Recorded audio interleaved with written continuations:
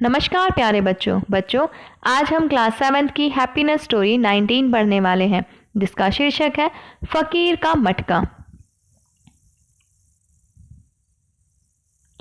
एक फकीर के पास एक युवक आया और कहा कि मैं सत्य को खोजना चाहता हूँ, क्या आप मुझे कोई मार्ग बता सकते हैं। फकीर ने कहा कि पहले मुझे पास के कुएं से पानी लाना है, फिर कुछ बताऊंगा, तुम भी मेरे साथ चलो। वह युवक भी फकीर के साथ कुएं पर गया।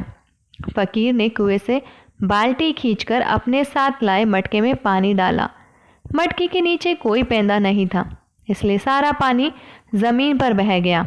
उसने दूसरी बाल्टियां खींची और फिर पानी मटके में डाला। वह युवक 3 बाल्टियां पानी बहने तक कुछ नहीं बोला, लेकिन चौथी बाल्टी के पानी को बहते देख फकीर से कहा, महानुभाव, आप भी आश्चर्यजनक मालूम पड़ते हैं। जिस मटके में आप पानी भर रहे हैं उसमें नीचे कोई पेंदा नहीं है और पानी बहा जा रहा है। इस तरह आप जिंदगी भर करते रहेंगे तो भी मटका नहीं भरेगा। फकीर ने कहा, मुझे मटके के पेंदे से क्या मतलब, मुझे तो पानी भरना है, इसलिए मैं सिर्फ मटके की गर्दन पर आंखें गड़ाए हुए हूँ। जब तक गर्दन तक पानी आ जाएगा तो मैं समझ लूँगा कि पानी भर गया है। यह सुनकर युवक बहुत हैरान हुआ और मुस्कुराते हुए वहाँ से चला गया। रात को इस बात ने उसे विचलित कर दिया कि जो बात एक बच्चा भी समझ सकता है उसे वह फकीर क्यों नहीं समझ पा रहा था। उसने सोचा कि इसमें ज़रूर कोई गहरी बात छिपी है, इसलिए अगले दिन वह फकीर से मिलने फिर गया। उसने फकीर से क्षमा मांगते हुए कहा, कृपया करके मुझे समझाइए कि उस बिना पेंदे के मटके में पानी भरने का क्या आशय था। फकीर ने कहा कि यह अच्छी बात है कि तुम लौट आए। अक्सर जो लोग यहाँ सत्य खोजने का मार्ग पूछने आते हैं, मैं उनके सामने पहला काम यही करता हूँ। वे मुझे पागल समझकर वापस लौट जाते हैं और फिर कभी नहीं आते हैं। तुम लौट आए हो, इसलिए मैं तुम्हारी मदद ज़रूर करूँगा।